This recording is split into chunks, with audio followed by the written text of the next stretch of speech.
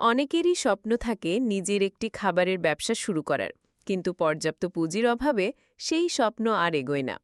আপনার স্বপ্নকে বাস্তবে রূপ দিতেই আমাদের আজকের এই পোস্ট। বিশাল বিনিয়োগ নয়, বরং সঠিক পরিকল্পনা এবং কিছু স্মার্ট কৌশল কাজে লাগিয়ে আপনি একটি লাভজনক ফুড কোর্ট ব্যবসা শুরু করতে পারেন। কিভাবে? চলুন ধাপে ধাপে জেনে নেওয়া যাক। ধাপ ১, সঠিক পরিকল্পনা ও গবেষণা। Planning and research. যে কোনো ব্যবসার ভিত্তি হল পরিকল্পনা। ফুড কোর্টে ব্যবসা শুরুর আগে এই বিষয়গুলো নিয়ে ভালোভাবে গবেষণা করুন। লোকেশন। এমন ফুড কোর্ট বেছে নিন যেখানে ছাত্রছাত্রী, অফিস কর্মী বা পরিবারের আনাগোনা বেশি। প্রতিযোগী বিশ্লেষণ।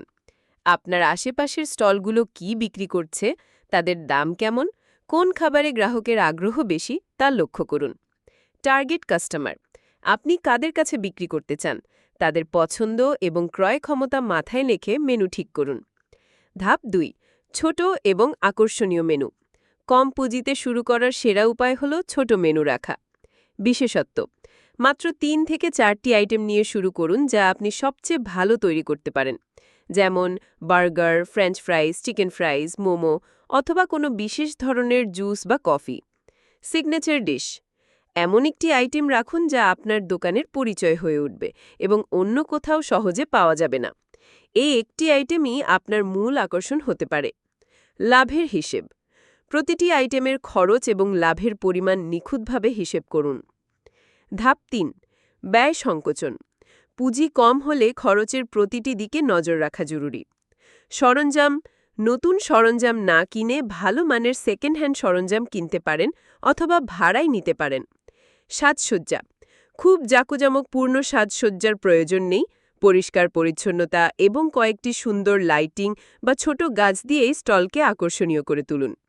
প্যাকেজিং। সাধারণ কিন্তু মানসম্মত প্যাকেজিং ব্যবহার করুন। ব্র্যান্ডিংয়ের জন্য প্যাকেজের উপর নিজের দোকানের একটি সুন্দর স্টিকার ব্যবহার করতে পারেন। ধাপ ৪, গুণগত মান ও পরিচ্ছন্নতা। ব্যবসা ছোট হোক বা বড়, খাবারের গুণগত মান এবং পরিচ্ছন্নতার সাথে কোনো আপোষ নয়। তাজা উপকরণ। প্রতিদিন তাজা এবং ভালো মানের উপকরণ ব্যবহার করুন। পরিষ্কার পরিচ্ছন্নতা। আপনার স্টল, রান্নার জায়গা এবং সরঞ্জাম সবসময় পরিষ্কার রাখুন। এটি গ্রাহকের বিশ্বাস অর্জন করার সবচেয়ে সহজ উপায়।